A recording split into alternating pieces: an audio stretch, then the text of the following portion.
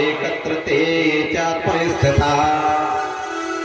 भ्रमण करना बंद कर दिया, पशु पक्षियों से पूछना बंद कर दिया, केवल एक जगह स्थापित होकर के माता भगवती के चरणों में ध्यान लगाने की कृपा करने लगे। लक्ष्मण जी सामग्रियां जुटाने लगे और नारद जी सामग्रियां बताने लगे।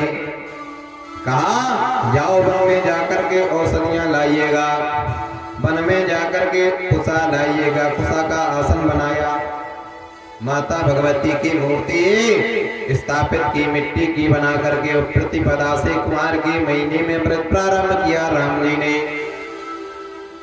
राम जी ने माता भगवती का व्रत कुमार के महीने में रखा और प्रथम दिवस से ही जल छोड़ दिया। उसी समय सायंकाल में जो माता भगवती पे चढ़ा हुआ प्रेम प्रसाद रखा था वह नारद जी ने प्रसाद के रूप में दिया। कहा यह तो आपको लेना होगा और जल एक बार आप पी लीजिए। कहा और संपूर्ण व्रत करना होगा। नारद जी कहने लगे आप दोनों लोग रात्रि पर्यंत विश्राम करिए, हम स्वयं माता भगवती के सामने बैठ करके आपकी ज्योति की रखवाली करेंगे, उसमें कोई संशय नहीं है। उसी समय नारद जी वहीं उपासना करने लगे और राम भगवान की अखंड ज्योति जो जल रही थी, माता भगवती उस अखंड ज्योति को देखते हुए प्रसन्नता से रहते हैं। पर एक दिन बीता, राम जी को कोई ध्यान नहीं आया। दूसरे दिन राम जी स्वयं माता भगवती में इतने लीन हो गए कि दूसरी कोई बात कर देते हैं। लक्ष्मण जी तो क्रोध आ जाता है। कहा अब तो मैं माता भगवती के चरणों में ही विधिवत विधान रखना होगा। इस प्रकार से माता भगवती के संपूर्ण व्रत किए 9वें दिवस में माता भगवती वहां प्रकट होती हैं। माता भगवती 9वें दिवस में जब प्रकट होती हैं, उसी समय माता भगवती राम जी से कहती है कि जाओ पुत्रो, चिंता की कोई बात नहीं है। तुम तीनों ने ऐसा व्रत का विधान बनाया है कि हम स्वयं आपके लिए यहाँ पधार करके आसन पर विराजमान है। वरदान मांग लो। का आवश्यक ही वरदान है। विजयताम ततारूपा स्थानेन चापि चेतना पृथगस्तु मात्रेण तथा प्रभु। विजय प्राप्ति का वरदान मांगा और कहा उस स्थान तक पहुंच जाएं किसी प्रकार से जहाँ पे बताया जा रहा है। कहा चिंता की कोई बात नहीं है, सीधे तुम दक्षिण दिशा की ओर चले जाना और तुम्हें अनेक नर इत्यादि बानर इत्यादि मिलेंगे। हनुमान जी महाराज वहाँ उपस्थित रहेंगे और सब मित्र सखा इत्यादि बन करके उनके तुम्हारे कार्य सिद्धि हो जाएगी। और कहा हम भी वही माँ भद्रकाली के रूप में उपस्थित रहेंगे, जो कि अग्नि की प्रथम ज्वाला में प्रवेश होते हुए वह जाकर के रावण का अंत करेंगे। इतना कह करके माता भगवती फल स्वरूप देते हुए वहां पे आशीर्वाद दे करके अंतर ध्यान हो जाती है। और सिद्धेश्वरी मैया की जय। कि ऐसा सुंदर स्वभाव कहाँ पाया, ऐसा सुंदर स्वभाव कहाँ पाया, राघव जी तुम्हें ऐसा किसी ने बनाया, राघव जी तुम्हें ऐसा किसी ने बनाया, राघव जी तुम्हें ऐसा किसी ने बनाया। ऐसा सुंदर स्वभाव कहाँ पाया, ऐसा सुंदर स्वभाव कहाँ पाया, राघव जी तुम्हें ऐसा किसी ने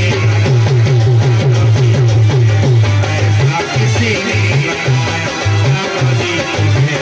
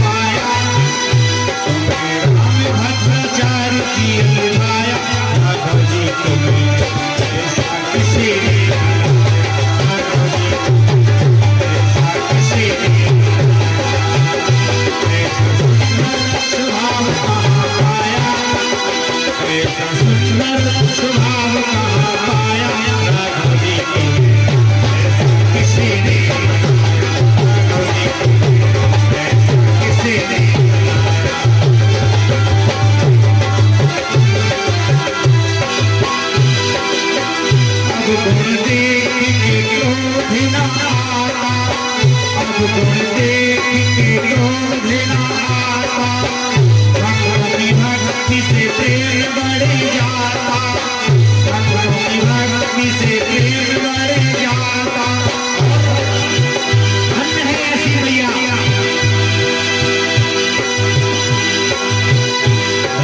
कौशल्या कौशल्या जिसने तुम्हें जाया, कौशल्या जिसने तुम्हें जाया, बाबा जी तुम्हें ऐसा किसी ने बाबा जी तुम्हें ऐसा किसी ने बाबा जी तुम्हें ऐसा किसी ने ऐसा सुंदर स्वभाव कहाँ पाया, ऐसा सुंदर स्वभाव कहाँ पाया, बाबा जी तुम्हें ऐसा किसी ने बाबा जी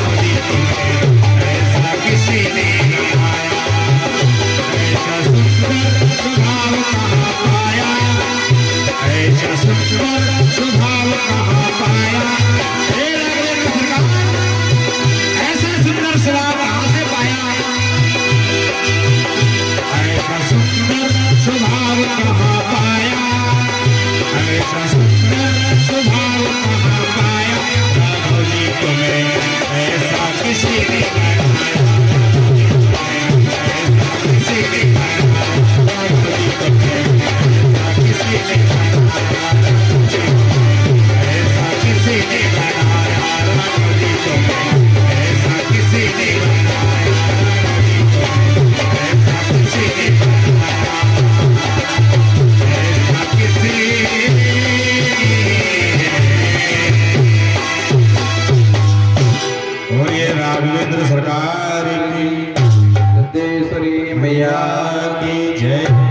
उसी समय नारद जी को भोजन कराया गया। नारद जी भोजन करते जा रहे हैं, राघवेंद्र सरकार परोसते जा रहे हैं माता भगवती की व्रत के बाद। उसी समय माता भगवती का व्रत संपूर्ण हो जाने के बाद लागो प्रणाम करते हैं नारद जी को। और नारद जी से कहा, प्रभु आज और विश्राम कर लीजिए।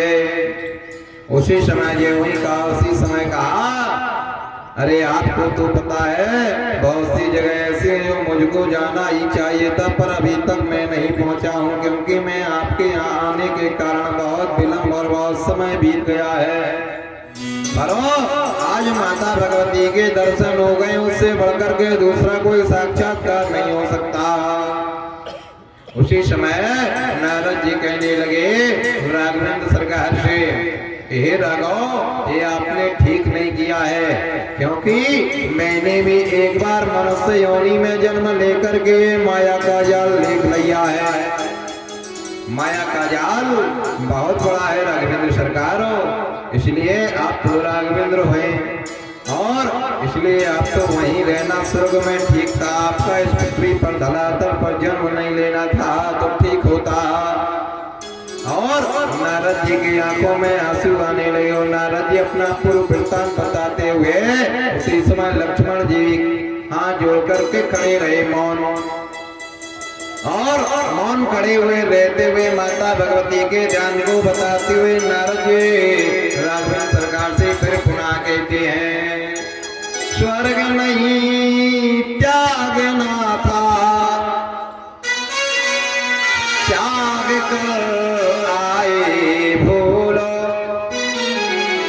तो वंश साथ में वंश ना पुराना था, लेते लाल जन्म के गेलाल, कौशल्या अभागिनी के गर्भ में नाना था, कौशल्या अभागिनी के गर्भ में नाना था। उसी समय राघवेंद्र सरकार ने जब यह सुना तो वह राघवेंद्र सरकार भी रोने लगे, कहने लगे, स्वर्ग मुझे त्यागना था, त्याग कर आए यहाँ, पूरे वंश सा मुझे वंश ही अपनाना था, कुछ दिन दिए वरदान मुझे पूरा करना था, इसीलिए आज यहाँ मुझे पुत्र कहना था, इसीलिए मुझे आज यहाँ पुत्र कहना था। राघवेंद्र सरकार ने जब कहा कौन से वरदान कहा, पहले ही मैं दे चुका था कि आगे चल कर के हम धरातल पर आएंगे, वो धरातल पर जन्म लेकर के हम पृथ्वी का भार उतारेंगे, इसलिए यह सब लेना पड़ा है। लक्ष्मण जी हाथ जोड़ करके खड़े हो जाते हैं।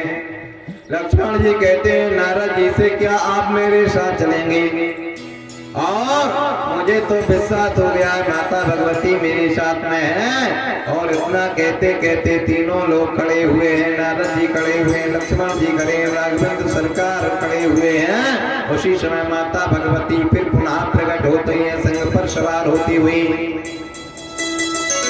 माता भगवती सिंह पर सवार होकर के प्रकट हो जाती हैं और कहती है, कोई संशय ना करिए, वह तो मेरी ही इच्छा है। जाओ, तुम्हें इतना इतना कार्य करना होगा, उसके बाद रावण का अंत करना होगा। रावण का अंत करने के बाद 11,000 वर्ष तक राज्य करना होगा। उसके बाद तुम्हें स्वयं जानकी को त्यागना होगा और माया के जाल में फंसते हुए तुम्हें अपना शरीर भी त्यागना होगा और जल समाधि लेकर के पुनः तुम्हें साकेत धाम को जाना होगा। इतना संपूर्ण बिताते हुए माता भगवती पुष्पों की वर्षा कर देती हैं तीनों पर। जैसे ही राघवेंद्र सरकार पर पुष्प गिरता, उसी समय लक्ष्मण जी हाथ में प्रणाम करते हुए साष्टांग माता भगवती को करने लगते हैं। जैसे ही माता भगवती को प्रणाम करते, उसी समय माता भगवती अंतर ध्यान हो जाती हैं और अंतर ध्यान होते हुए वहीं पर माता भगवती का ध्यान करते हुए वह एक अंकुर में दर्शन करते हैं। जो जवारे बोए होते, उस जवारे के एक अंकुर में दर्शन होते हैं माता भगवती के सूक्ष्म रूप में। तो उसी समय नारद जी को बुलाया, नारद जी से कहा, अरे अरे देखो, अभी हम सब माता भगवती के दर्शन करने के बाद यह जवा अंकुर में हम दर्शन देख रहे हैं और यह क्या है, जो सबसे छोटे माता भगवती का बिल्कुल रवा के अंश के बराबर एक मूर्ति दिखाई दी। उसमें माता भगवती सिंह पर सवार बैठी हुई है, अखंड ज्योति जल रही है और उसमें माता वरदान देते हुई दिखाई दे रही थी। ऐसा देखते देखते वह जवा अंकुर बहुत बड़ा हो जाता है और अपने श्वेत रक्त में आ जाता है, श्वेत स्वरूप में आ जाता है, सफेद बन जाता है, व्हाइट कलर का बन जाता है। यह देखकर के नारद जी चकित रह जाते हैं। नारद जी ध्यान करते हैं। नारद जी कहते हैं यह जवा अंकुर यह देखकर के संपूर्ण अपने रूप में आया है, पर इसका रूप तो सफेद है। उसी समय लक्ष्मण जी कहते हैं प्रभु आप क्या देख रहे हैं नारद जी? नारद जी ने कहा यह जवा अंकुर का रूप देख रहे हैं। उसी समय हाथ जोड़ करके प्रणाम करते हैं, आकाशवाणी होती है, कहा कोई चिंता की बात नहीं है, यह जवा अंकुर का सर्व स्वरूप लेकर के पूजन करके और इसको राघवेंद्र सरकार के गले में धारण कर दीजिए, विजय होगी। इतना कह करके माता भगवती की वह आकाशवाणी लुप्त हो जाती। उसी समय नारद जी पूजन कर देते हैं। पूजन करने के बाद राघवेंद्र सरकार को धारण करा देते हैं। वह आज भी ये 4 प्रकार के जवा बताए गए हैं। जब भी आप लोग ज्वारे बोते हैं ना तो 4 प्रकार के निकलते हैं। 4 प्रकार में जो भी दर्शन पा जाए वह माता भगवती का स्वरूप ही बताया है। अगर व्हाइट कलर के जवा आपके निकलते हैं या व्हाइट कलर के आपके जवारे निकलते हैं तो समझ लीजिए माता भगवती स्वयं विराजमान है और उनकी पूजा करने के बाद सोने के ताबीज में धारण करना चाहिए तो पक्का ही विश्वास के साथ विजय की प्राप्ति के लिए बताया है। दूसरा स्थान बताया हरे तो दर्शनम लाभेन पूज्यते। हरे तो मन को सुख शांति देने वाले होते हैं, उनका भी विशेष पूजन करना चाहिए और लेकर के जो इष्ट के ध्यान कर रहे उसी इष्ट के चरणों में अर्पित कर देना चाहिए।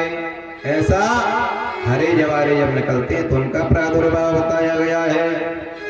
तीसरे नंबर पर बताया गया है पीत वर्णेन भवेत लाभम। पीले वर्ण के अगर आपके जवारे जवा निकलते हैं तो समझ लेना चाहिए हमारे घर में बहुत जल्दी खुशियां आने वाली हैं और आनंद ही आनंद होगा।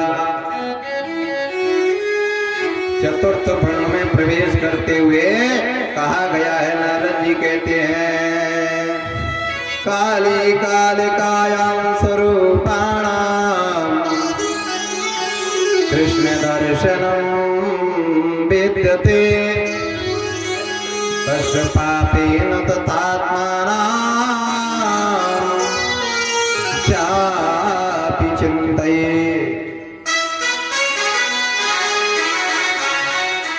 चौथे वर्ण में बताया कृष्णवन। कृष्णवन कहते हैं काले कलर को, काले रंग को कृष्ण कहा गया। कहा अगर काले आपके जवा निकलते हैं तो समझ लेना चाहिए आपके घर में व्याधियां हैं और व्याधियां आने ही वाली हैं। इसलिए माता भगवती का इशारा है कि आप सावधान से रहें। तो उन जवारों को पूजन नहीं करना चाहिए, उन जवारों को केवल विसर्जन बताया गया है। माता भगवती ने ऐसा कहा है और माता भगवती ने कहा कि हमारा ये ध्यान करते रहे तो संकटकालीन समय निकल जाएगा, ऐसा समझाया नारद जी ने। और सत्येश्वरी मैया की जय। तो ये 4 प्रकार के बताए हैं जवारे झांकियों में। हाँ हम सबने किन किन प्रकार के देखे हैं? 4 प्रकार के देखे होंगे सभी।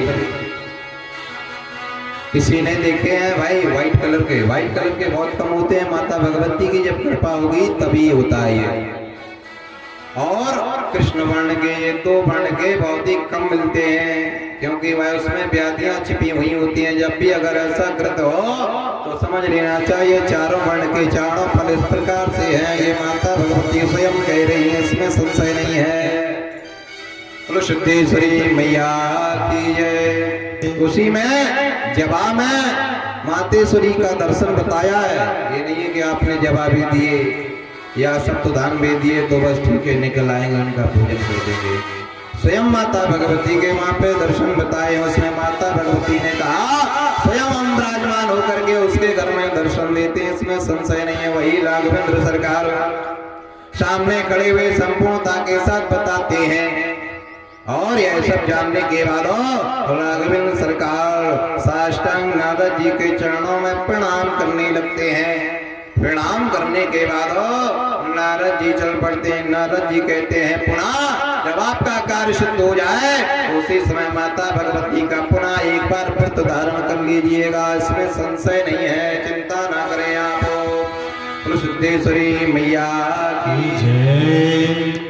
आदि शक्ति मां देव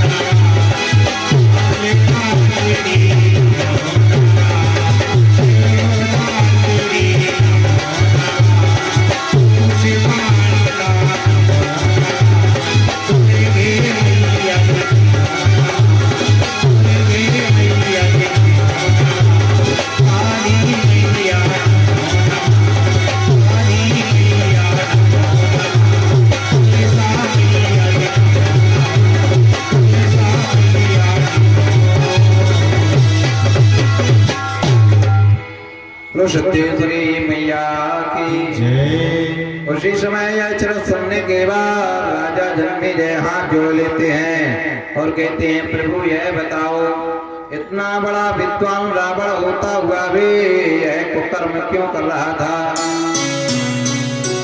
और यह हमारी सुनने की विशेष इच्छा है। क्या ऐसा कारण रहा जबकि मंदोदरी पंचकन्याओं में आने वाली इनकी स्वयं पत्नी है और इतनी स्वरूपान है, फिर भी इसने ऐसा कार्य क्यों किया दुष्टता का। राजा जन्मेजय हाथ जोड़ करके पूछने लगते हैं। उसी समय वेद व्यास जी कहते हैं पूर्व जन्म की बात है, आपको वृतांत बताने जा रहा हूँ सूक्ष्म रूप में, आप समझ लीजिएगा। कहा ठीक है, आप बताइए, मेरी बड़ी इच्छा हो रही है और मुझे अंदर से हृदय में विश्वास नहीं हो रहा कि ऐसा इतना बड़ा विद्वान कैसे कर सकता है। तो कहा पूर्व जन्म का वृत्तांत बताते हैं, आपको सब स्पष्ट आ जाएगा। उसी समय कहा वेदो वेदेनो यज्ञेनो यज्ञस्व वेदांत भव वेद ब्राह्मणस्य कन्यायाम वेदवती च जन्मना। कहा एक समय की बात है, वेदवती इनका नाम था और कहा वेदे मुनि थे, इनकी कन्या का नाम वेदवती रखा गया। आप वेदवती क्यों रखा गया? क्योंकि वेद ही जो मुनि थे वह सुंदर क्षमा याचना करते हुए माता भगवती का पूजन किया करते थे, और जब उनके यहाँ कन्या का जन्म हुआ तो कन्या शुरुआत से ही वेद पढ़ने लगी। वेद पढ़ने के कारण उस कन्या का नाम वेदवती रख दिया गया। वेदवती और बड़ी हुई उस समय अपने पिता से कहने लगी कि मुनिराज हम वन में जा रहे तपस्या के लिए, बहुत समझाया पर नहीं मानी। तो वेदवती पर्वतों की कंदराओं में छिप करके माता भगवती का पूजन करने चली गई और व्रत धारण कर लिया। और इधर क्या कृत बनता है, रावण भी तपस्या के लिए चल देता है। रावण भी पर्वतों की कंदराओं में तपस्या करने के लिए चल देता है और इधर वेदवती भी तपस्या में लग जाती है माता भगवती की, और उधर रावण भी तपस्या कर रहा था उसी पर्वत की कंदराओं में। दोनों का एक ही समय होता है। कहा रावण तथात्म स्थानेन बल पूजते तो स्तुता देवी चरित्रम महापूज्यते चात्मपनुमेश्वरी। वेदवती का समय जब संपूर्ण हुआ, पूजा का विधान संपूर्ण हुआ, तो उस समय जाकर के वह हवन सामग्री इत्यादि लेकर के वह नदी में विसर्जन के लिए जा रही थी। और उसी समय रावण का भी समय पूरा हुआ पूजा का। वह पर्वतों की कंदराओं से निकल करके रावण वह भी विसर्जन के लिए जा रहा था। और उसी समय दोनों वेदवती एवं रावण एक जगह उसी स्थान पर पहुंच जाते हैं जहां से विसर्जन करना हो रहा था दोनों का। उसी समय रावण ने वह घनघोर जंगल में उस कन्या को देखा, उस कन्या वेदवती को देखा, तो उसी समय देख करके चकित रह गए। कहा तुम कौन हो? तो वह कन्या कहती है अहम वेदे मुनीना जन्मेनो स्तथा अहम वेदवतीं नामस्य पूजते जगदम्बिका। मेरा नाम वेदवती है, मेरे पिता का नाम वेदेही है, वह मुनि के नाम से प्रसिद्ध है, और मैं माता भगवती का पूजन करके यहाँ विसर्जन करने के लिए आई हुई हूँ। कहा इतने बड़े घनघोर जंगल में तुम क्यों तपस्या कर रही हो?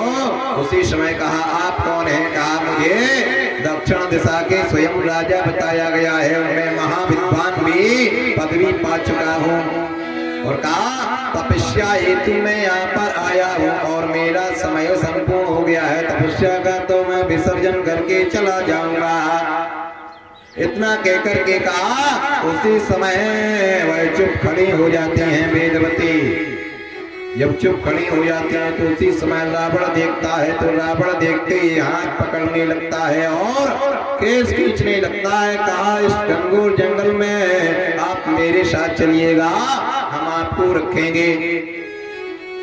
इतना कहने के बाद वेदवती क्रोध में आकर के तत्काल ललकारती हुई बोलती हैं कि दुष्टो तुझे यह सब शोभा दे रहा है, तो स्वयं भक्त है माता भगवती का, और तू ऐसा करने जा रहा है या तेरी शक्ति क्षीण हो जाएंगे, और शक्ति क्षीण होते हुए हम तुझे श्राप देते हैं कि तूने ऐसे हमारे पृथ्वी को नष्ट किया है, तो नष्ट करने के कारण जाओ मैं स्वयं दूसरे जन्म में किसी से जन्म ना लेकर के स्वयं पृथ्वी से जन्म लूंगी और तेरा विध्वंस करके सर्वनाश कर दूंगी। मैं तुझे यह श्रापित करता हूँ। रहा मेरे शरीर की बात हो, मैं अभी यह नष्ट करने जा रहा हूँ। उसी समय शरीर वहीं पर वेदवती प्राणांत कर देती है।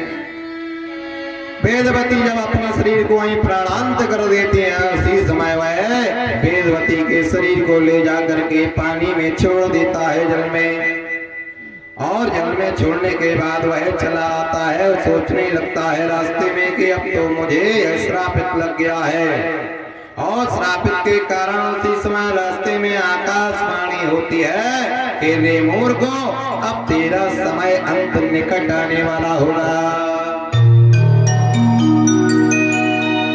उसी समय दूसरे जन्म में वेदवती यहाँ पर जाकर के पृथ्वी से उत्पन्न जानकर के माता जानकी सीता के रूप में उपस्थित हैं।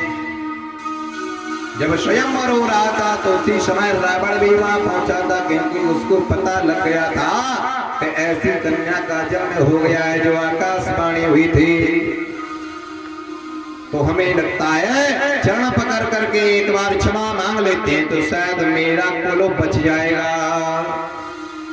यही मेन स्पष्ट बात है। पर लोग कहते हैं कि वह तो धनुष हिलाने के लिए, धनुष तोड़ने के लिए, धनुष यज्ञ देखने के लिए, धनुष यज्ञ संपूर्ण कराने के लिए पहुंचा था। पर नहीं, जो देवी भागवत पुराण दे रही है और स्पष्ट में प्रमाण है, तो वही बात सत्य बिल्कुल आप मान बैठो।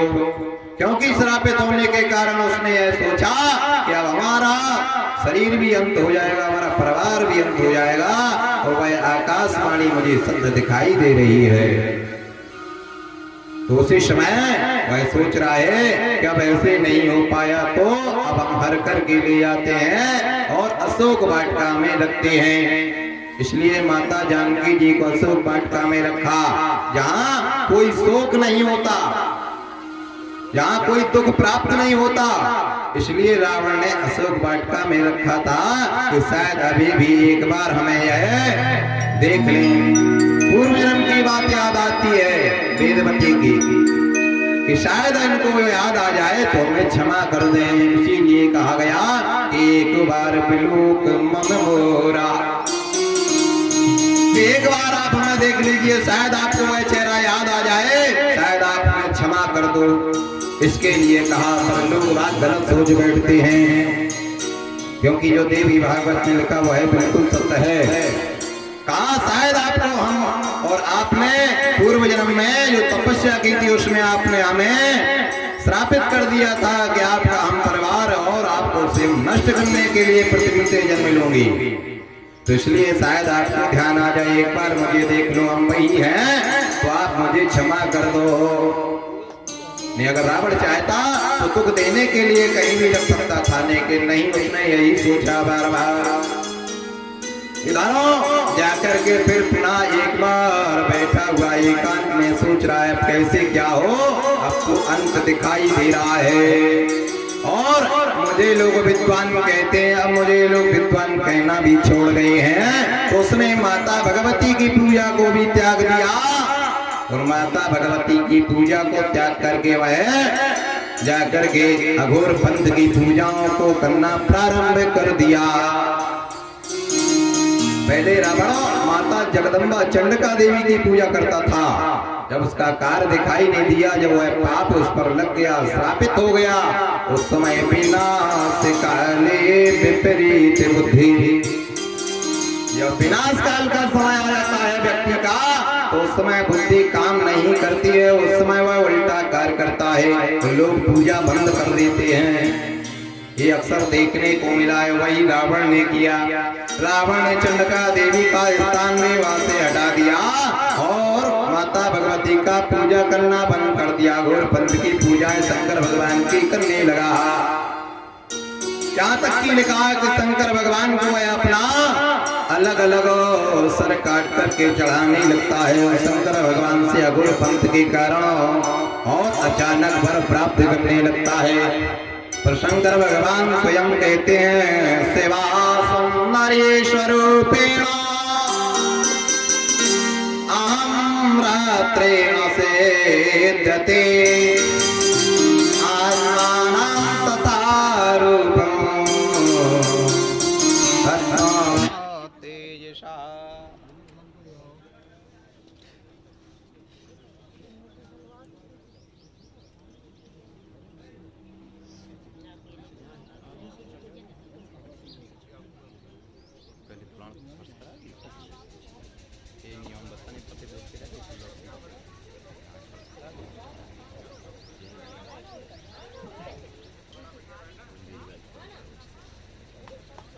यहाँ देखो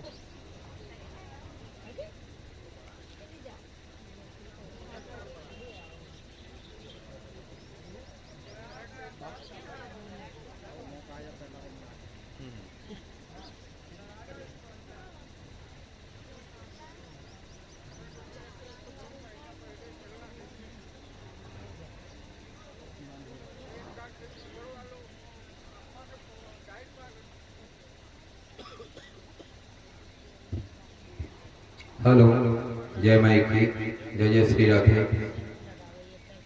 उसी समय जाकर के रावण चकित होते हुए सोच रहे हैं अब क्या किया जाए।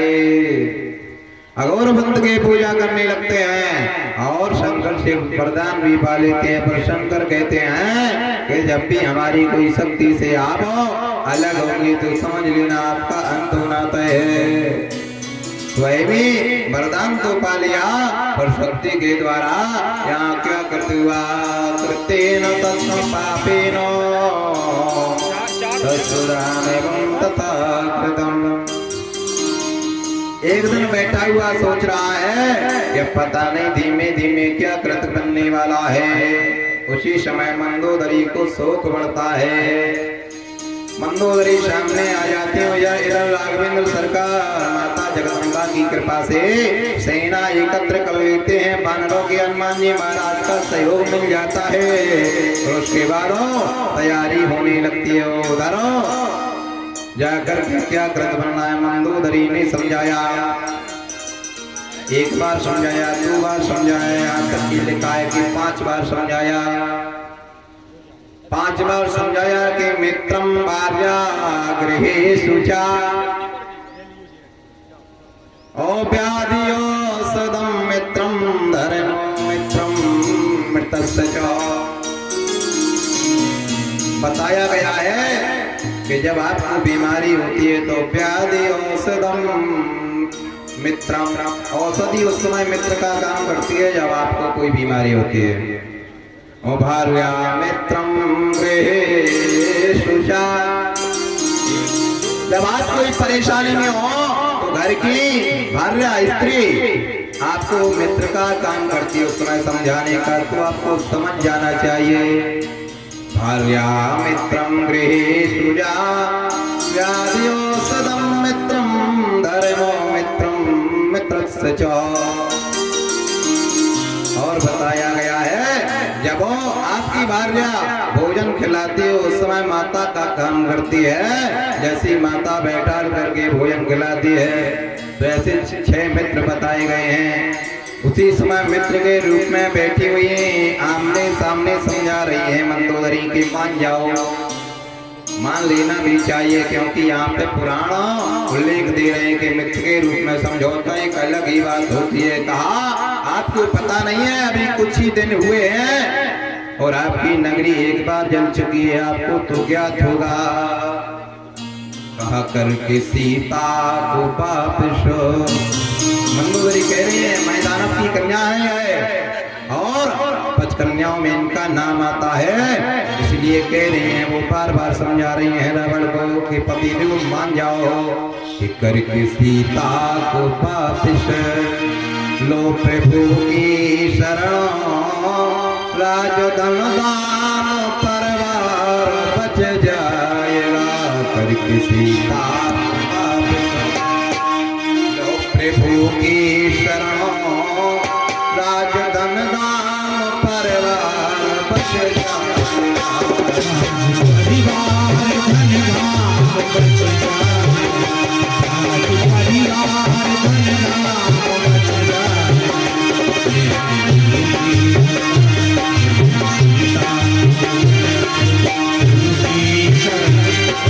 परिवार धन धाम बच जाएगा।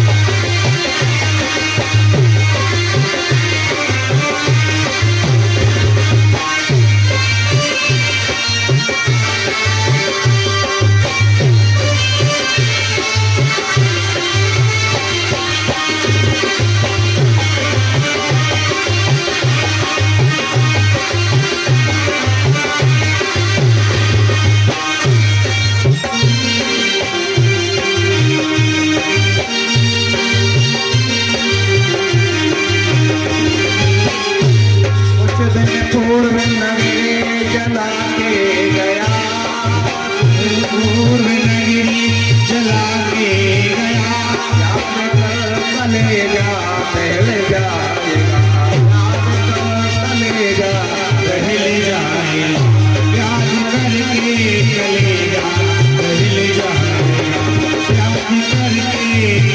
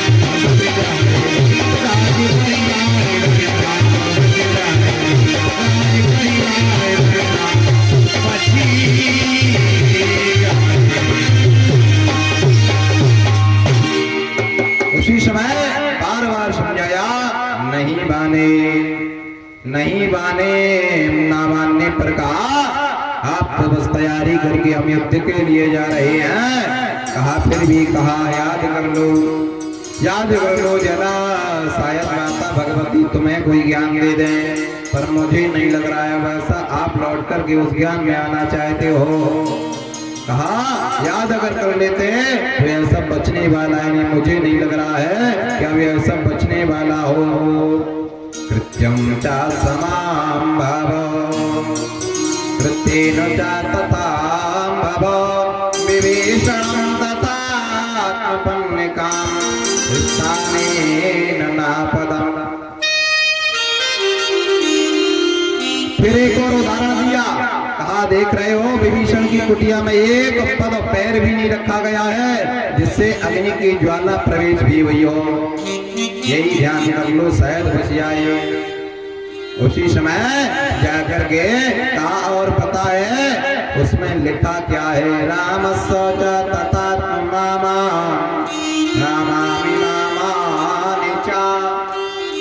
विभीषण की कुटिया में लिखा क्या था, बस केवल राम नाम अंकित था, राम नाम अंकित था, इसलिए विभीषण की कुटिया को नहीं जलाया गया था। क्यों नहीं जलाया गया था, यहाँ पर मोहर लगी होती है राम जी की, वहां पर समझ लो काम बिल्कुल सिद्ध होता है। क्योंकि जब भी जैसे हमारा बाजारों में देखते हैं जब अतिक्रमण आता है तो उस पर निशान लगा दिए जाते हैं दीवारों पर कि यह मकान कल टूटने वाले हैं, वैसे ही विभीषण के मकान में कुटिया में वहां पे चिन्ह लगा हुआ था, राम नाम अंकित था। वह राम नाम देखते देखते लोग राम नाम रटने लगे लंकापुरी में। एक दिन रावण क्रोध में आ गया, रावण कहने लगा ये सब क्या रखा है इसमें, सब लिखा रखा है, सब मेट दीजिए।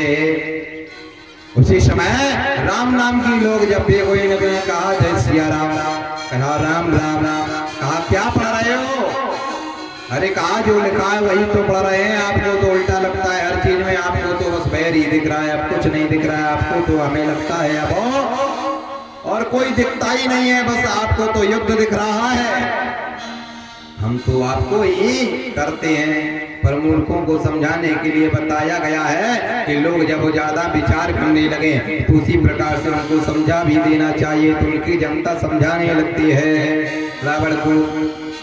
हिला से रावणो माँ से मंदोदरी, इसलिए राम लिखा।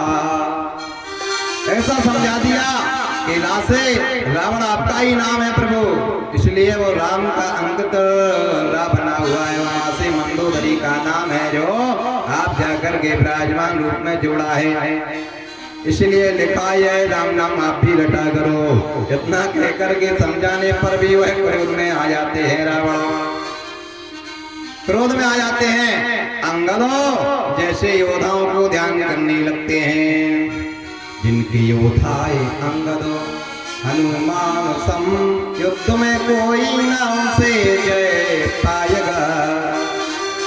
हनुमान जैसे योद्धा हो तो कौन जा सकते हो, जहाँ माता भगवती स्वयं वहां पर विध्वंस करने के लिए रूप धारण करती हुई पहुंच गई हूँ, तो फिर भला ऐसा कहाँ हो सकता है कि कोई बच जाए। वह तो विध्वंस महाचंड का बताया गया है, उसी दिन से वह विध्वंस प्रारंभ हुआ था जिस दिन से उसने महाचंडिका का पूजन करना बंद कर दिया रावण ने। तो इधर युद्ध होता है, युद्ध में बहुत कुछ लोग मारे जाते हैं, यहाँ तक कि लिखा है रावण वधो मंदोदरी शोखा, राज विभीषण देवो अशोका। युद्ध में सब कोई मारे गए, उसके बाद राज विभीषण को दिया गया मंदोदरी का शोक हुआ। राज विभीषण का क्यों हुआ, बस केवल यही शोक हुआ, मरने का बिल्कुल शोक नहीं आया, क्योंकि बार बार समझाने पर कहा अब तो आपका अंत है, अब कोई बचाने वाला नहीं है। ऐसा बार बार समझाने पर अंत होने के कारण हाहाकार सा मचता गया और अंत हो गया।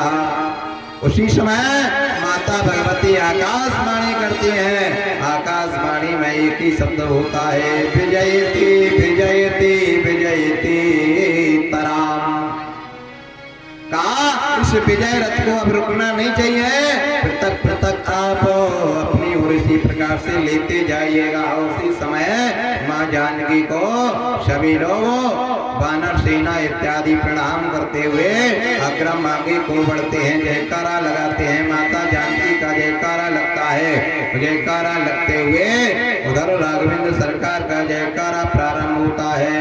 राघवेंद्र सरकार का जैसे ही जयकारा लग रहा था उसी समय राघवेंद्र सरकार हाथ जोड़ लेते हैं। राघवेंद्र सरकार कहते हैं जब तक हमारी माता का पूजन नहीं हो जाएगा तब तक हमारा नाम का कोई जयकारा न लगे, ये महापाप है। उसी समय राघवेंद्र सरकार लौट करके आते हैं। फिर पुनः विजय के रूप में चैत्र के महीने में व्रत प्रारंभ करते हैं। पहले क्वार में व्रत धारण किया था तो सिद्धि प्राप्ति हुई थी, कार्य सिद्ध हुआ। उसके बाद चैत्र के महीने में फिर पुनः माता भगवती का पूजन किया। नवमी के दिन संपूर्ण माता भगवती ने पूजन करते हुए दर्शन दिए। दर्शन देने के बाद दशमी के दिन माता भगवती को संपूर्ण भेंट प्रदान की और विजय का संपूर्ण विजय फल चढ़ाया। कुल सिद्धेश्वरी मैया की जय। तभी से यह विजय दशमी के नाम से प्रसिद्ध हुई। लंका बालू लंका बालू तेरी लंका में डंका बजने वाला है। हाँ डंका बजने वाला है।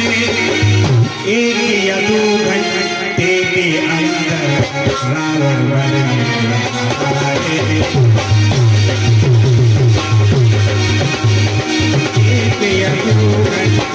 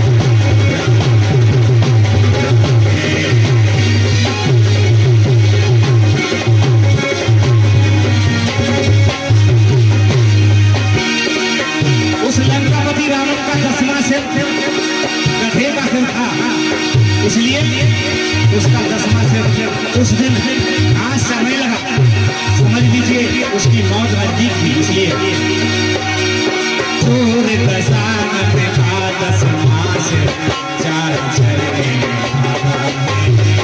चोर दशानन का 10 मास 4 अक्षर में भागा है।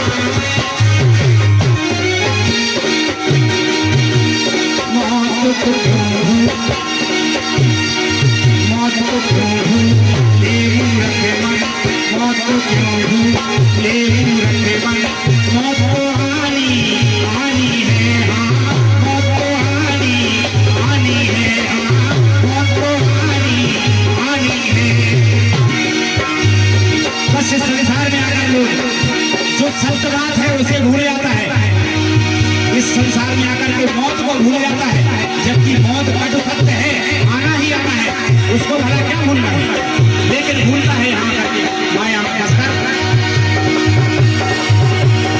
मौत तो आनी आनी है, मौत तो आनी आनी है।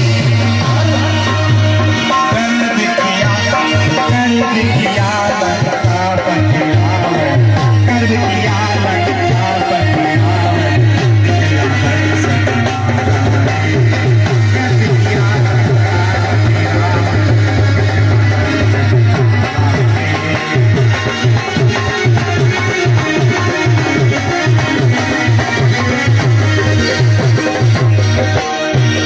उस रावण ने गर्व किया अपने उस बल पर, अपने धन बल पर, जल बल पर, अपनी ताकत पर गर्व किया, तो उसका सारा का सारा वंश का दीवाना निकल गया।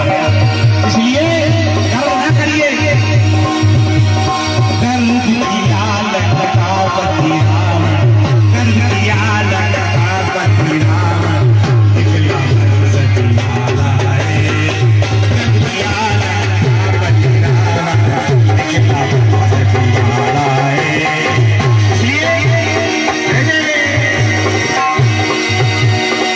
लंका बालू तेरी लंका में, लंका बालू तेरी लंका में, डंका बजीने वाला है, डंका बजीने वाला है, डंका बजीने वाला है।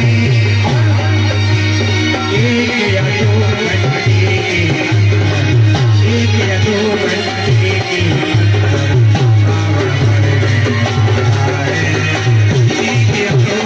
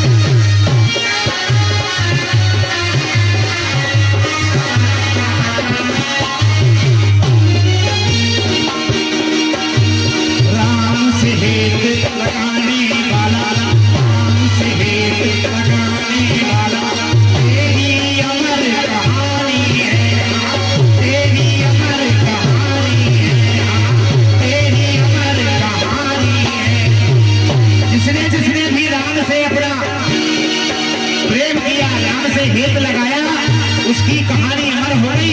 इसलिए तू भी लगा ले बंदे, तेरी अमर कहानी है, उसकी अमर कहानी है, उसकी अमर कहानी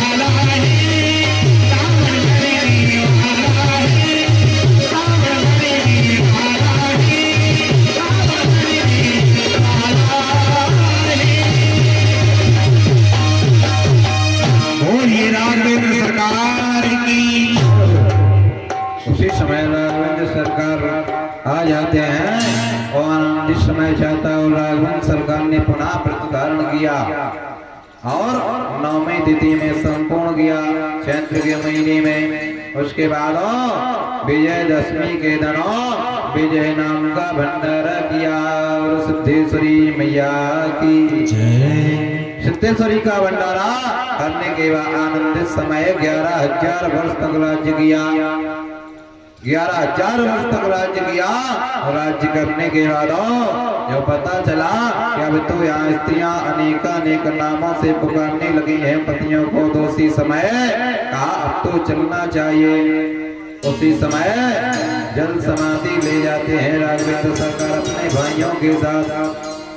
जल में पहुंचते हैं और सरयू में पहुंच कर के सरयू में पहुंचते ही जल समाधि ले लेते हैं। जल समाधि लेते हुए साकेत धाम को चले जाते हैं। उसी समय क्या कृत बनता है, कृत्येन दत्म पापेन पुनरस्तततात्म भव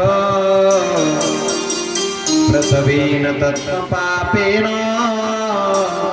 तस्य पापेन पापिनाम्। धीमे धीमे पृथ्वी पे पाप बनने लगता है। पाप कर्म देखने के लिए धर्म के पुत्र नर और नारायण पृथ्वी पर उतरते हैं।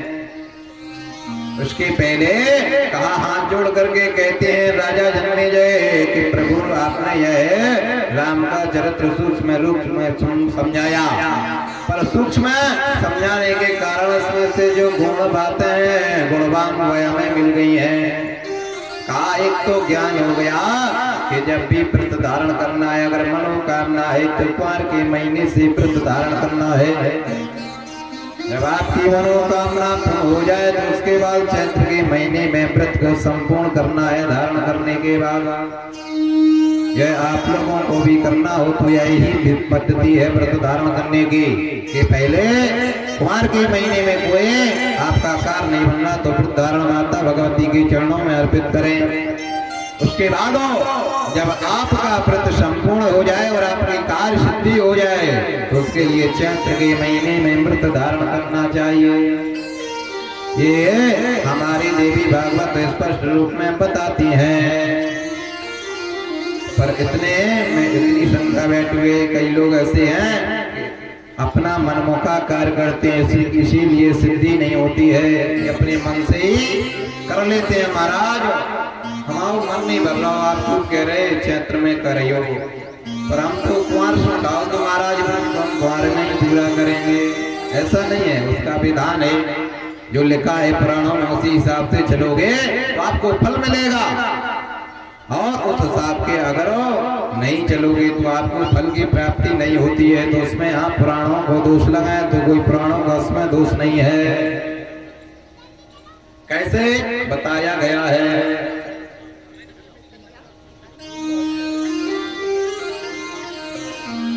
बताया गया है कोई वैद्य होता है,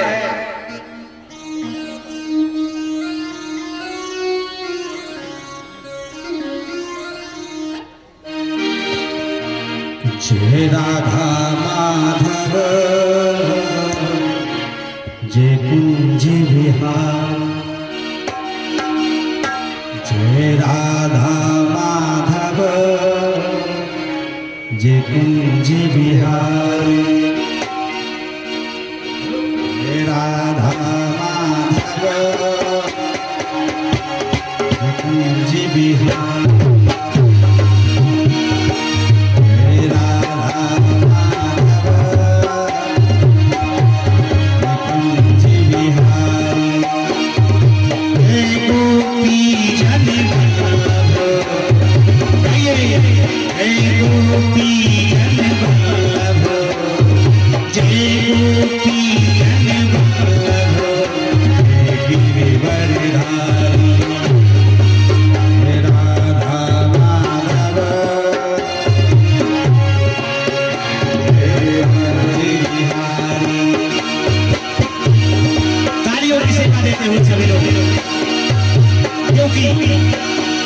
माना की जिंदगी में खुशी और गम होता है, माना की जिंदगी में खुशी और गम होता है, लेकिन तालियां वही बजाते हैं जिनकी बाजुओं में दम होता है। इसलिए बजाइए, हमारे भगवान के इस हरि कीर्तन में जरूर बजाइए।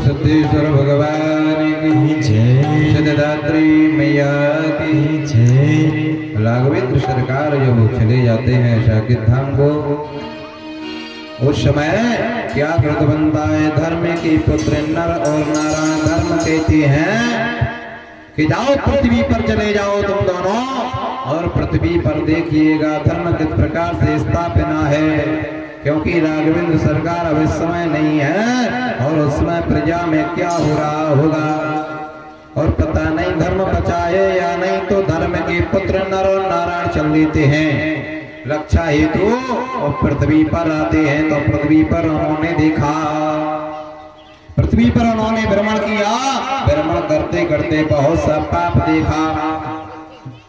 उसमें पाप होने लगा था। पाप कैसा हो रहा था? स्त्रियां पतियों का नाम लेकर के उच्चारण कर रही थी, पर राघवेंद्र सरकार के जीवन में यह नहीं सब था, और बुला रही थी। उसके बाद छोटी छोटी कन्याओं से पूजन ब्राह्मण हो रहे थे, यह सब पाप देखा।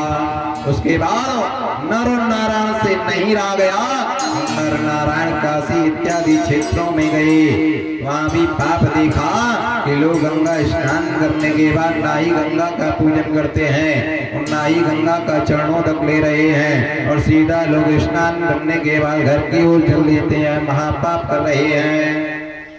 इतना देखते हुए नर और नारायण दोनों धर्म के पुत्र और आगे को बढ़ते हैं, प्रयाग में आते हैं।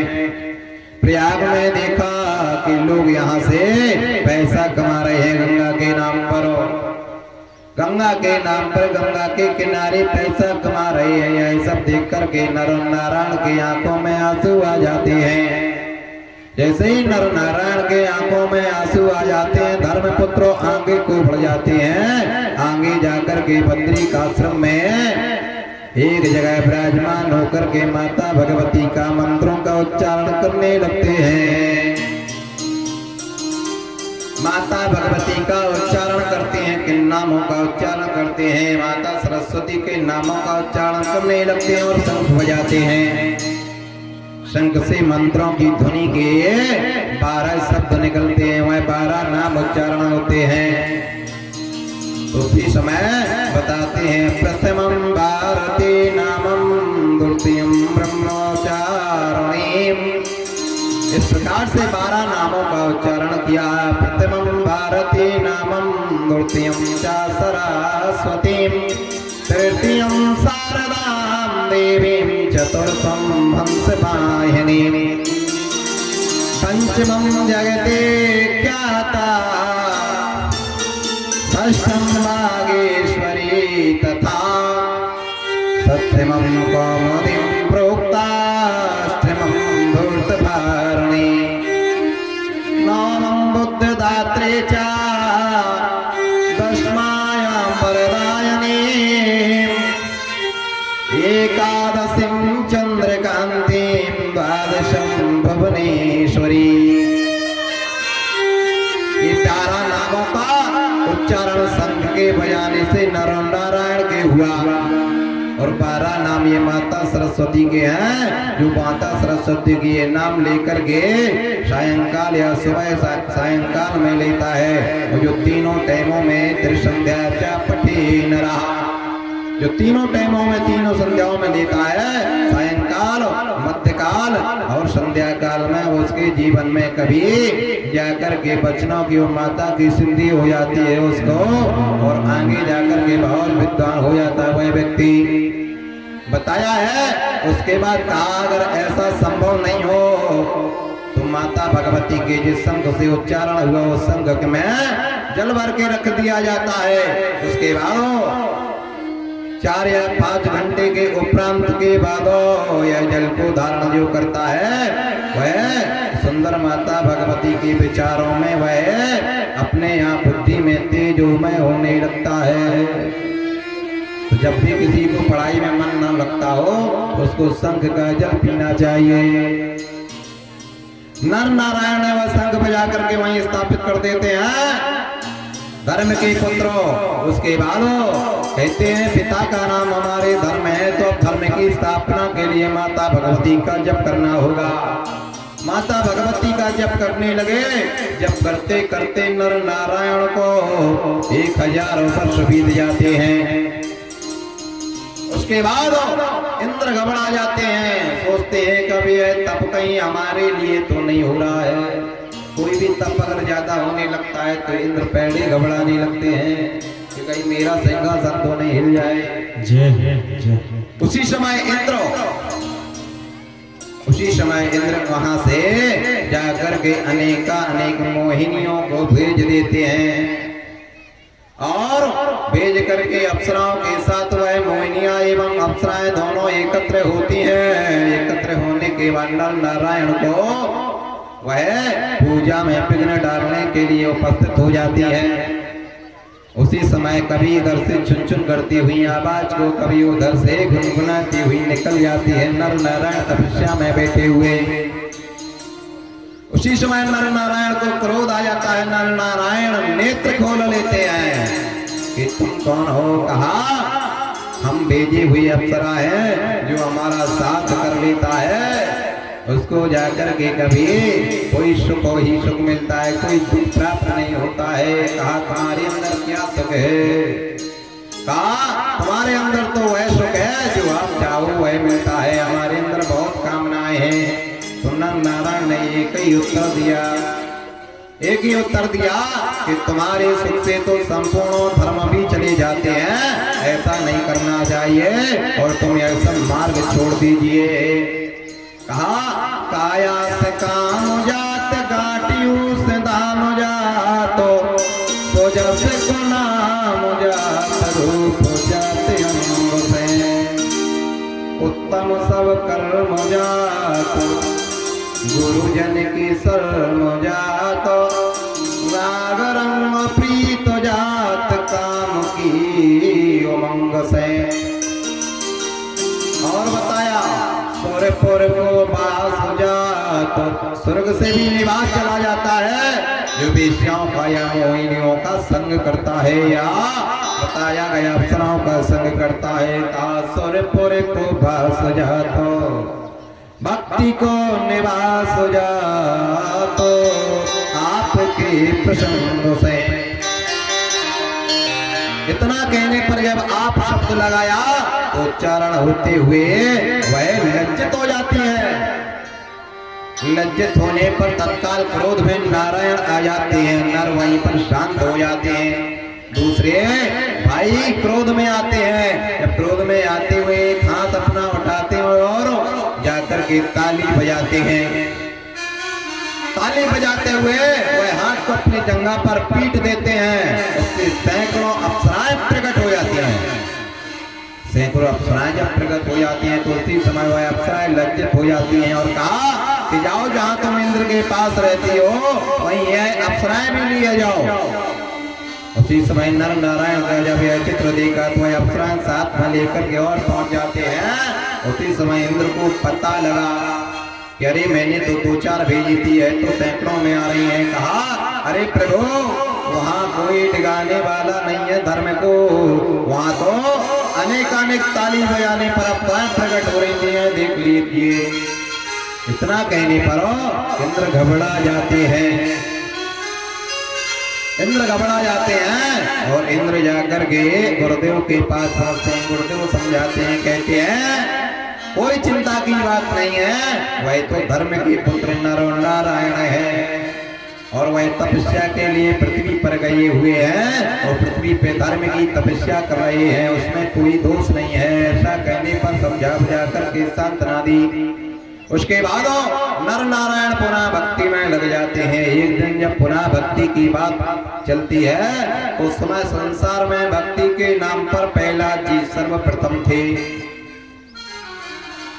प्रहलाद जी सर्वप्रथम थे तो प्रहलाद जी को जब पता चलता है कि इस समय तो नर और नारायण धर्म के पुत्र बहुत आगे तपस्या में है, उसी समय प्रहलाद जी वहां पहुंच जाते हैं।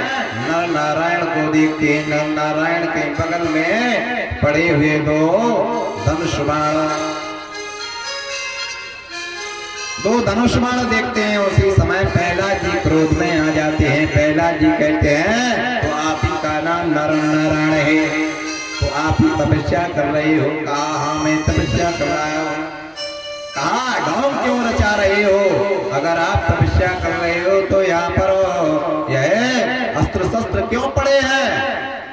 कहा जहाँ धर्म होता है, वहाँ जहाँ संस्कार होता है, वहाँ अस्त्र शस्त्रों का क्या बताया गया? कुछ स्थान नहीं बताया गया।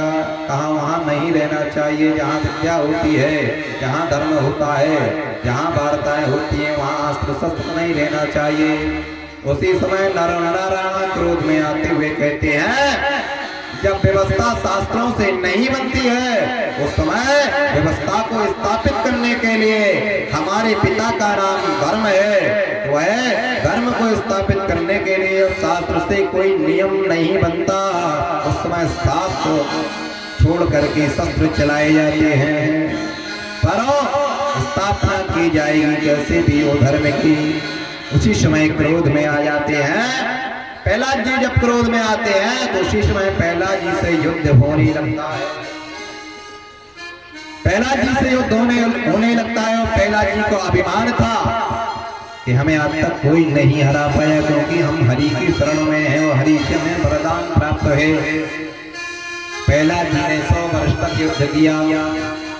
100 वर्ष तक युद्ध करने पर प्रहलाद जी ना हारते, ना ही नर और नारायण दोनों भाई हार रहे हैं। उसी समय प्रहलाद जी क्रोध में आकर के बाण छोड़ते हैं, उसी समय नारायण भी छोड़ देते हैं धर्म के पुत्रों। उसी समय आकाश में विमान देखते देखते सभी देवता आ जाते हैं। देवता कहते हैं अगर युद्ध शांत नहीं हुआ तो पता नहीं प्रलय आ जाएगा। उसी समय लक्ष्मी नारायण स्वयं वहां प्रकट होते हैं। लक्ष्मी नारायण स्वयं वहां आते हैं और कहते हैं बेटा मान जाओ। प्रहलाद जी को समझाया, प्रहलाद जी को समझाया, कहा बेटा मान जाओ, इनसे युद्ध करना ठीक नहीं है। ये दोनों बालक कहाँ तपस्वी हैं, धर्म के पुत्र हैं। तो कहा एक ही बात मानना चाहते हैं और एक ही बात जानना चाहते हैं। आपने हमें वरदान दिया था कि कभी हारोगी नहीं, पर मेरा आज यह कहाँ क्या कृत हो रहा है। कहा किसने कहा आप हार गए हो। कहा तो फिर ये लोग क्यों नहीं हारे हैं। कहा ना यह हारने वाले हैं, ना आप जीतने वाले हो, ना ही आप हारने वाले हो। परस्पर का जोड़ा बताया गया आत्मा परमात्मा का। कहा यह धर्म के पुत्र हैं जो धर्म की स्थापना करने वाले हैं जगत में। और कहा आप नारायण भक्त हमारे भक्त हो जो जगत में रखवाली करने वाले हैं। बताओ इन शक्तियों में कौन हारने वाला है। कहा मान जाओ। उसी समय प्रहलाद जी को समझाया। समझाने पर प्रहलाद जी मन नीचा मुख करते हुए छोड़ देते हैं। उसी समय नर नारायण पुनः तपस्या में लीन हो जाते हैं। सिद्धेश्वरी मैया की जय। इस प्रकार से तपस्या को स्थापना दी है नर नारायण ने। राम जी के जाने के बाद दो बार माता भगवती का नाम संकीर्तन करते हैं। आदि शक्ति महादेव भवानी, देवी भवानी, आदि शक्ति देवी भवानी, दुर्गा मैया नमो नमः, दुर्गा मैया नमो नमः, दुर्गा मैया नमो नमः, आदि शक्ति देवी भवानी, दुर्गा मैया नमो नमः, दुर्गा मैया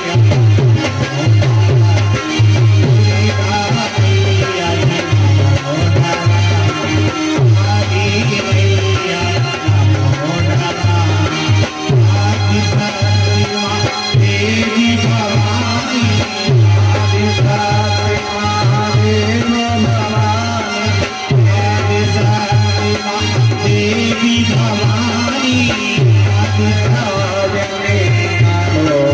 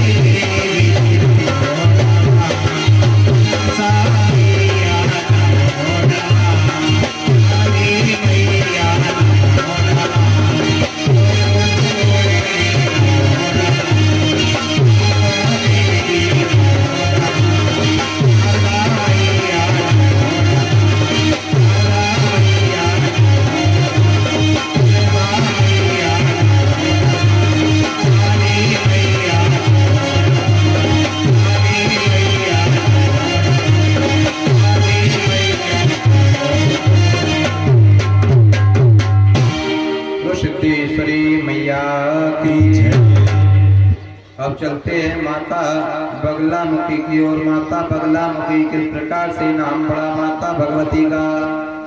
राजा जन्मेजय कहते हैं कि प्रभु एक हमने सुना है कि 10 महाविद्या में माता बगलामुखी भी आती है और 10 महाविद्या में माता पीताम्बरा भी आती है। वह कैसे नाम पड़े और माता भगवती को बगलामुखी क्यों कहा गया है। आप कृपा करके वचनों को वर्णन करिएगा।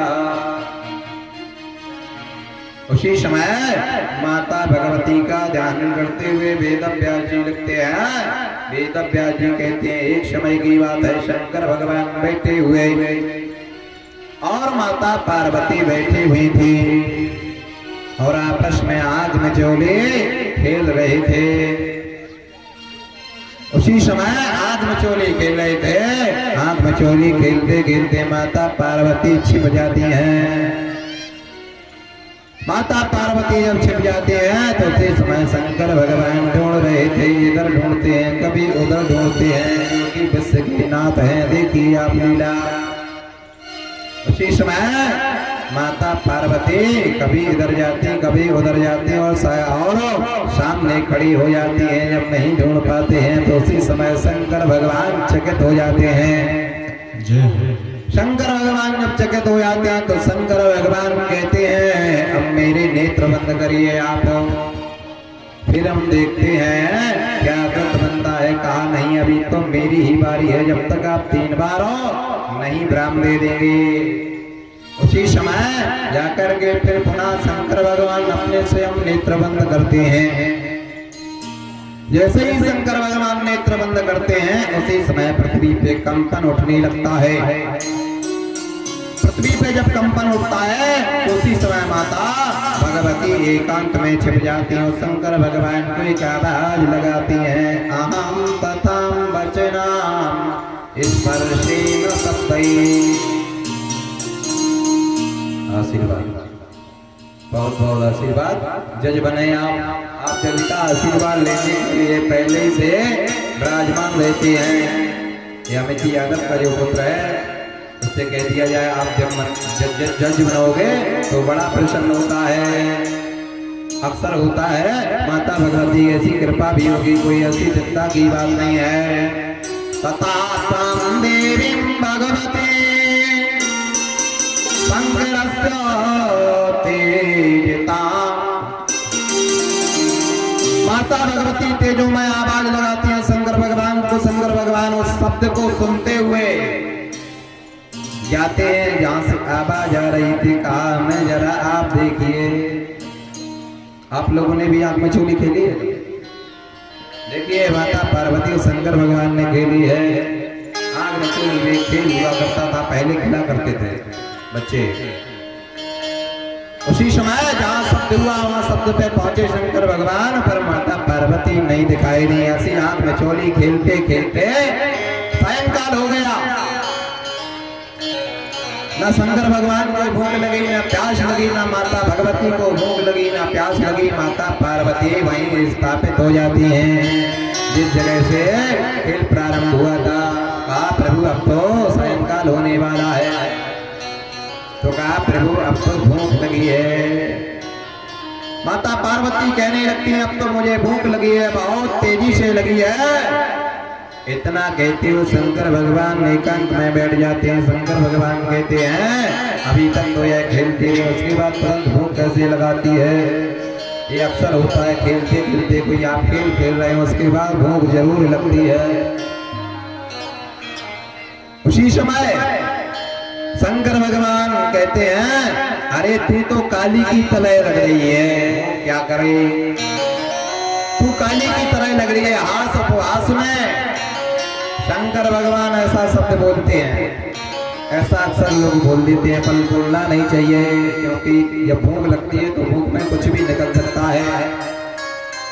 जब ये शब्द कहा कि अरे तू तो काली लग रही है, तुझे भूख कैसे लग सकती है? काली को कभी भूख लगती है? उसी समय क्रोध में आती है माता पार्वती। माता पार्वती कहती है मुझे बहुत तेज भूख लग रही है, और अगर आपने कुछ मुझे खाने को नहीं दिया तो मैं भी आपको खा लेता हूँ। इतना जब नहीं कहा उसी समय पृथ्वी में कंपन उठ रहा है, हवाएं चलने लगती हैं, आकाश में गड़गड़ाहट होने लगती है और बिजलियां चमकने लगती है। और देखते देखते यह शब्द इतना गूंजा कि सभी शक्तियों में समाहित हो जाता है, सभी देवों में समाहित हो जाता है। और देखते देखते शंकर भगवान को है रक्षण कर जाती है। जब माता पार्वती शंकर भगवान को भक्षण कर लेती हैं, पूरा निगल लेती हैं क्रोध में, और निगलने के कारण चारों तरफ धुआं फैल जाता है, आकाश में कंपन उठने लगते हैं, नदियां अपना बहाव छोड़ देती हैं, स्त्रियां रोने लगती हैं, सभी धर्मात्मा पुरुष कांपने लगते हैं। यहाँ तक कि लिखा है कि चट्टानों से आवाज आने लगती है, त्राही बचाओ बचाओ की आवाज आती है। ऐसे लग रहा है जैसा संसार में कहीं कुछ नहीं है, बस धुआं ही धुआं दिखाई दे रहा है। इसी धुआं में जाकर के शंकर भगवान को निगलने वाली वह माता जाकर के काली पड़ जाती हैं। तो काली पड़ जाते हैं, वैसे ही काली पड़ने के कारण उस धुआं में एक अंश से कौवा विराजमान होते हुए मरनाने लगते हैं। कौवा मरनाने लगते उस धुआं में देखते देखते, और जाकर के जब आकाशवाणी होती है कि अगर ऐसा कुछ क्षण और रहा तो प्रलयकालीन समय हो जाएगा। उसी समय सभी देवता याचना करते हैं। याचना करने पर किसी की याचना नहीं सुनो गई। उसी समय नर नारायण से कहा गया कि वह तपस्वियों को बुलवाओ तो अब कुछ हो सकता है। वह माता भगवती का पूजन और ध्यान बहुत करते हैं। उसी समय नर नारायण ने ध्यान दिया।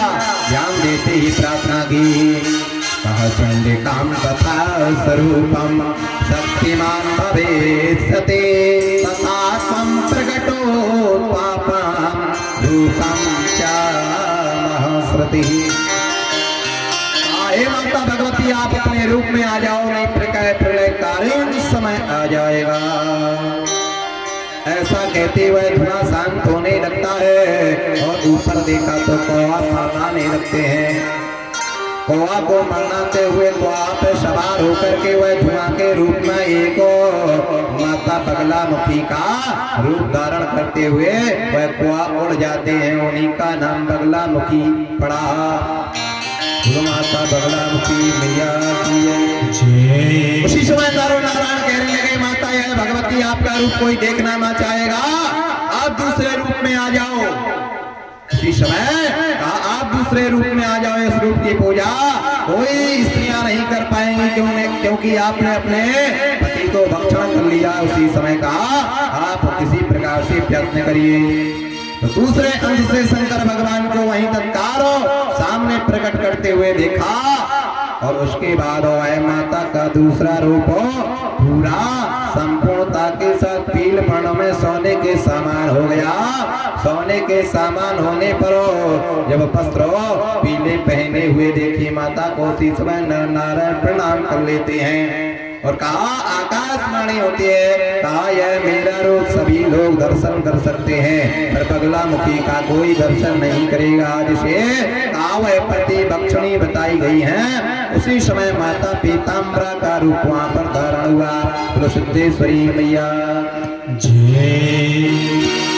बोलो रे जयकारे माता, बोलो रे जयकारे माता, बोलो रे जयकारे वाणी हो गई दुनिया की वाणी, दुनिया की वाणी, दुनिया की वाणी, दुनिया की वाणी।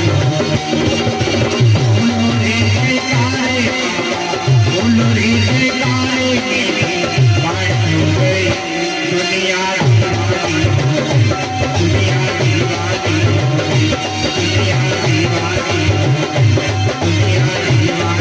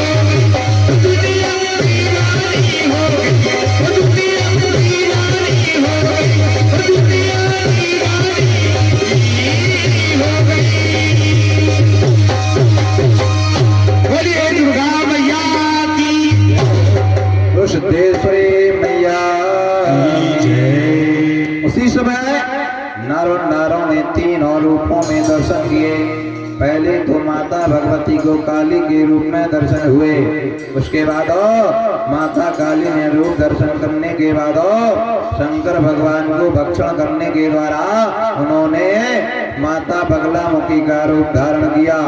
और उसके बाद तीसरा रूप क्षमा याचना मांगने पर माता ने पुनः 10 महाविद्या में आने वाली पीताम्बरा माता को रूप धारण किया। ये तीनों रूपों को देख करके नर और नारा प्रणाम करने लगे। प्रणाम करने पर तत्काल बताया गया कि जाओ आज से माता भगवती का यह रूप कोई स्त्रियां ना देखें। तब उन्होंने कहा कि स्त्रियों को क्यों नहीं देखना चाहिए। राजा जन्मेजय पूछने लगते हैं, कहा पति को भक्षण होने के कारण बगलामुखी के दर्शन स्त्रियों को नहीं करना चाहिए। कहा नहीं, पतियों की उम्र कम होने लगती है। तब उन्होंने कहा पति उम्र बढ़ाने के लिए क्या करना चाहिए। कहा पीताम्बरा के दर्शन बताए गए हैं जो कि पीत वर्ण की है माता भगवती। सोने का सूप लिए हुए और उसमें सोने के जबे पड़े हुए, आशीर्वाद में जिसको भी जबा दे देती है वह धनधान हो जाता है। और का सोने की सिंहासन पर माता भगवती विराजमान है ऐसा बताया। पीत वस्त्रेण पीते स्थानेन पीताम्बरेण धारयेत। सब माता भगवती का संपूर्ण वस्त्र पीले हैं, माता भगवती का सिंहासन भी पीला है और माता भगवती का संपूर्ण भोग भी पीला ही बताया गया है। जब भी कभी आओ माता पीताम्बरा के दर्शन करें। 10 महाविद्याओं में यह आती है माता भगवती, तो पीला ही भोजन इन्हें अति प्रिय है। उसके बाद पीताम्बरा का भोजन हो जाने के बाद माता भगवती काली के भोजन होते हैं। कहा इन्हें तो रक्तपान करने की हमेशा ही लालसा रहती है, तो कहा इनके किसको दर्शन नहीं करना चाहिए। कहा पंचवस्त्रेण बालकस्य, 5 वर्ष तक के बालक को माता कालका चंडिका काली के दर्शन नहीं करवाना चाहिए। कहा उसकी उम्र बड़ी हो जाए उसके बाद ही वह दर्शन कराना बताया गया है। उसके बाद बताया गया कि यह देवी महाकाल रात्रि, जो रात्रि के समय में बगलामुखी का अनुष्ठान करते हैं नर और नारायण, वह सब व्यक्ति तांत्रिक रूप में साधनाएं जो करते हैं उनको संपूर्ण फल की प्राप्ति हो जाती है। सिद्धेश्वरी मैया की जय। इस प्रकार से माता भगवती के 3 देवियों के दर्शन हुए हैं। उसी दिन से नर और नारायण को पूजने के बाद जब नर नारायण ने ऐसा पूजन किया तीनों देवियों का, तो धर्म के पुत्र नर और नारायण की ख्याति बढ़ जाती है। ख्याति जब बढ़ जाती है तो उसी समय प्रहलाद जी को फिर पुनः पता लगता है। प्रहलाद जी घबरा जाते हैं कि अब तो मेरी तपस्या मिट्टी में मिलने वाली है, क्योंकि बताते हैं किसी को किसी का जाकर के जब यश बढ़ने लगता है तो किसी ना किसी को सहन नहीं होता है। क्योंकि जितेंद्र महाराज आज को सुना रहे थे, रात्रि में बहुत कुछ सुनाते रहे। जब हम साधना कर रहे थे उस समय कहने लगे तुलसीदास जी की ये बहुत कुछ हो जाकर के चौपाइयाँ बोलते हैं, तो कहने लगे ओ चुनने ऐसी चौपाइयाँ बोलने लगे। मुझे बड़ा हंसी आने लगी रात में। मैंने कहा क्या आज आप पूरा ब्रह्मांड आज ही सुना दोगे या पूरे आप आज ही वक्ता बन करके? तो मैंने कहा कल 1 घंटे को आप बैठना। कहने लगे नहीं महाराज हमसे एकांत में सुनो। कहने लगे हम एकांत में देते हैं विधान, उसके बाद आप कांत करके अलग अलग सुनाते रहो। मैंने कहा ठीक है, जैसा आप बताते जाओगे हम वैसा ही दिन में सुनाते जाएंगे। आप रात में बताओ हम दिन में सुनाए।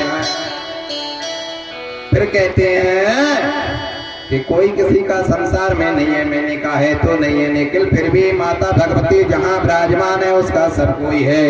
कहा ऐसा आप मत बोलिए, क्योंकि हमने कई बार ऐसे माता भगवती के चरणों में दर्शन किए हैं। ऐसी माता भगवती की कृपा हुई है कि जो लोगों को आश्चर्य था वह जाकर के फल स्वरूप बनाया है। तो इसलिए मुझे तो विश्वास है अन्य किसी को या ना हो। तो वही हमने जीतन महाराज से कहा बस कुछ समय की बात है। समय का जब वो पलटा मार जाता है समय, तो समझिए वही शेर को लोग दूसरे रूप में देखते हैं। जब शिकार छूट जाती है और जब शिकार हमेशा होती रहती है तो वही शेर को शेर कहते हैं। कैसे? जैसे शेर का एक जानवर रूप बताया गया है। अगर आप कहीं से आ रहे हो, कोई या सामने से मित्र आ रहा हो, उससे कहते हो कि ये देखिए मेरा शेर आ रहा है, तो उसको बड़ा सुंदर महसूस होता है। और तभी जानवर का नाम है शेर। और अगर उससे कह दिया जाए कि देखो जानवर आ रहा है, तो कितना बुरा लगेगा उसको, क्योंकि उसकी एक ख्याति है शेर की। इसलिए ख्याति पे लोग जाते हैं, उसके जाति और बरादरी पे नहीं जाते हैं लोग। यही बताया है, जैसे बताया गया है कहा ग्रामम प्रमाणम तथा प्रणाम। एक ग्राम में एक पंडित जी जाते हैं, तो यही सुन लिया होगा किसी ने कथा में कि शेर को शेर कहने से लोग बड़े सुंदर और सम्मान देते हैं। तो वहां पे एक पंडित जी संस्कृत भाषा का उच्चारण करते हैं, तो उसको पुत्र को बड़ा अच्छा लगता है। संस्कृत भाषा में गांव में भागवत हो रही थी देवी, तो देवी भागवत कम होती है, तो पंडित जी ने संस्कृत में एक उच्चारण किया, तो वह बालक को बड़ा सुंदर लगा। मंच से उतरने के बाद कहा पंडित जी जाकर के आपने शेर का आज गांव में शेर का उच्चारण किया, बहुत अच्छा लगा। कहा इस गांव के बालक शेर हैं। कौन से शेर? बताया कि ग्रामम सिंहस्य सिंहना। ग्राम सिंह करके उच्चारण किया था बालकों को। कहा इस ग्राम के बालक सब ग्राम सिंह हैं। अब ग्राम सिंह संस्कृत में कुत्ते को कहा गया। उस बालक को यह पता था कि सिंह तो बस एक ही होता है, सिंह में अलग अलग अंतर थोड़ा सी होते हैं। तो पंडित जी हंस पड़े। पंडित जी ने और दोहरा दिया उस शब्द को। कहा अरे इस गांव में तो बहुत हो जा करके सिंह है।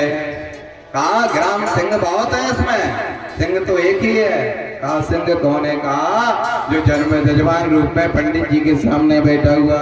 वह बालक बोला इसलिए तो नहीं है कि आप उसकी जजमानी कर रहे हो तब तक बोल रहे हो ऐसा शब्द, तो है शब्द उच्चारण का है। देखिए केवल ग्राम सिंह लगा दिया जाए तो कुत्ते की उपाधि हो जाती है, और सिंह लगा दिया जाए तो केवल शेर की उपाधि हो जाती है। शब्दों का भावार्थ होता है, जो सम्मानित शब्द होता है उससे उच्चारण किया जाए तो लोगों को आत्म शांति मिलती है, और वही शब्द को निरर्थक पूर्व को लौटाया जाए तो उसको इतना घात पहुंचता है उसको कोई सीमा नहीं रहती है। कैसे? कोई शब्द है, जैसे आपने कोई उच्चारण किया, आपने किसी से कहा कि साहब आप भोजन कर लीजिए, उसी से दोबारा आप बोल दो कि साहब आप भोजन प्रसादी पा लीजिए, और ज्यादा गुस्सा में हो तो आप कह दो कि साहब भोजन खा लीजिए। जब लोग और ज्यादा गुस्सा में आ जाते हैं तो कह दो साहब भोजन भग लीजिए, और ज्यादा गुस्सा में आ जाते हैं तो लोग कह देते हैं भोजन ठूस लीजिए, और ज्यादा गुस्सा में आ जाते हैं तो लोग कह देते हैं भोजन ठास लीजिए। अब बताइए शब्द एक ही है, भोजन तो होना ही है, लेकिन भावार्थ का अर्थ निकलते ही व्यक्ति की भावनाएं बदल जाती हैं। तो इसलिए जैसा शब्द मीठा बोलोगे वैसा ही बनेगा। इसलिए हम जीतन महाराज से कहते हैं कि भैया शरीर का बल ना दिखाया करो, शांति में रहा करो। तो यह अपनी जात में भुजाएं बढ़ाते हैं और कहते हैं बस अब तो हमें शरीर और बढ़ाना है तब अच्छे लगेंगे। ऐसा नहीं है भैया, इतने ही बने रहो, नहीं नर नारायण जैसा युद्ध और करना पड़ेगा पहला जिससे। अब नर नारायण की जब ख्याति बदल जाती है, कथा की ओर चलते हैं। कथा और विथा में बहुत कुछ अंतर है। नर और नारायण की जब ख्याति बदल जाती है उसी समय नर नारायण पूजित होने लगते हैं लोगों से। जिस रास्ते से निकल जाते हैं धर्म के पुत्र उनका पूजन होने लगता है। कहा इन्होंने तो ही राम जी के जानने के बाद स्थापना की, और यह माता भगवती के बहुत बड़े भक्त हैं। यह ख्याति पहला जी से नहीं रहा गया। पहला जी ने अपने सभा में उपस्थिति दर्ज कराई, सभी को बुलवाया, गुरुदेव को बुलाया। दैत्य पूजे शुक्राचार्य, दैत्यों के गुरु शुक्राचार्य जी महाराज, उनको बुलाया। शुक्राचार्य जी को बैठा करके कहा गुरुदेव इधर बैठ जाओ, क्योंकि जब भक्त बड़ी तेजी में होते हैं तो ऐसा ही जवाब देते हैं। कहा गुरुदेव, शुक्राचार्य जी से कहा पहला जी ने गुरुदेव इधर बैठ जाओ, सभी को बुलाया। विलोचन पुत्र बलि को भी बुलाया। कहा बलि उस समय विद्वान माने जाते थे दैत्यों में, उनको भी बुलाया। सभी को सभा उपस्थित कीजिए, बताओ नर नारायण को कैसे नीचा किया जाए, और नहीं तो अब ख्याति बढ़ जाएगी तो पहला जी का कोई नाम लेना भी भूल जाएगा। कहा फिर क्या किया जाए? कहा युद्ध किया जाए। युद्ध किए, जय और विजय बाद में देखा जाएगा, बुला नहीं जा रहा। गुरुदेव ने कहा, गुरुदेव शांत बैठे हैं। गुरुदेव कहते हैं उनके पास नर नारायण है और 10 महाविद्या की वह स्थापना किए हुए हैं। जो तंत्र विद्या से 10 महाविद्या की स्थापना करता है वह कभी जाकर के दुर्गति प्राप्त नहीं होता, ना ही कभी कुसंगत में पड़ने वाला होता है। वह तो केवल माता भगवती के चरणों में विजय को प्राप्त करने वाला होता है। इतना कहने पर बहुत कुछ समझाया, पर शुक्राचार्य जी ने समझाने पर नहीं मानते हैं। सभी दैत्य खड़े होते हैं, कहते हैं गुरुदेव आप अगर आज्ञा दें तब भी युद्ध होना है, आप अगर आज्ञा नहीं दें तब भी युद्ध होना है। अब आप बताओ साथ में रहना चाहते हो या नहीं? तो गुरुदेव सोचते हैं इसमें ही भला ये साथ ही में बने रहे। उसी समय युद्ध की तैयारी होती है। उधर जाकर के इंद्रपुरी पर, अमृतपुरी पर घेर लिया जाता है। अमृतपुरी को जब घेर लिया जाता है उसी समय क्या कृत्य होता है? नर और नारायण को पुनः याद किया जाता है। नर नारायण अपनी सेना के साथ बहुत से सारे लोग उपस्थित हो जाते हैं। युद्ध प्रारंभ होने लगता है। यहाँ तक कि विलोचन पुत्र बलि को भी जो ज्ञान था वह ज्ञान भी वहाँ सम्मान के रूप में धरा रह जाता है नर नारायण के सामने, और युद्ध होने लगता है। युद्ध होते होते कुछ लोग समाप्त हो जाते हैं, कुछ लोग समाप्त हो जाते हैं और कुछ लोग भाग खड़े होते हैं। उसी समय देखते देखते सभी लोग भाग खड़े होते हैं, केवल गुरुदेव खड़े रह जाते हैं। गुरुदेव जब खड़े हो जाते हैं उसी समय गुरुदेव अपने मंत्र जल करते हैं और मृत संजीवनी गुरुदेव को शुक्राचार्य जी को प्राप्त थी उसी समय छोड़ देते हैं और कहते हैं पुनः युद्ध कीजिए। पुनः युद्ध करने के लिए उदित होते हैं तो उसी समय कहा अरे पुनः युद्ध कीजिए। युद्ध पुनः किया गया। उसी समय नर और नारायण नहीं थे तो कुछ धोखा मिलता हुआ इंद्र को तब तक आकाशवाणी होती है। कहा इस समय नर नारायण तपस्या के लिए चले गए हैं पर आप लोग माता भगवती का ध्यान करिए।